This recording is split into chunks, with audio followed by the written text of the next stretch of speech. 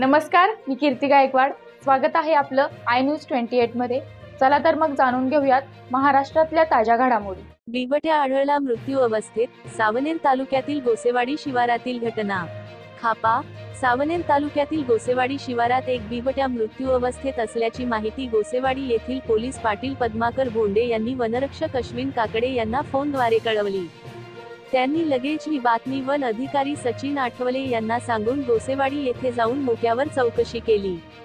One अधिकारी सचिन आठवले सहकार्यात तर घटनास्थळी पोहोचले. बिबट्याचा पंचनामा करून वन विभाग कार्यालयात आणण्यात आले. बिबट्याचे वय अंदाजे 4-5 वर्ष असल्याचा अंदाज आहे. हा बिबट्या अंदाजे 3 ते 4 दिवसापासून मृत्यू अवस्थेत असल्याचा अंदाज आहे.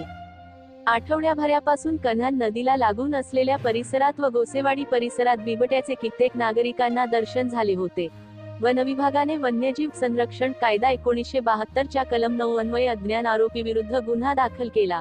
पुढील कार्यवाही सहाय्यक वनसंरक्षक विजय गंगावणे, वन अधिकारी सचिन आठवले, अनिल राठोड, अश्विन काकडे, रेखा चोंदे, बंडू सोनटक्के, गोरखनाथ डाखोडे, अतुल बहेकर, केडी कुकलारे, एस शेलार शवविच्छेदन करून खापा वन कार्यालयात बिबट्यावर अंत्यसंस्कार करण्यात आला.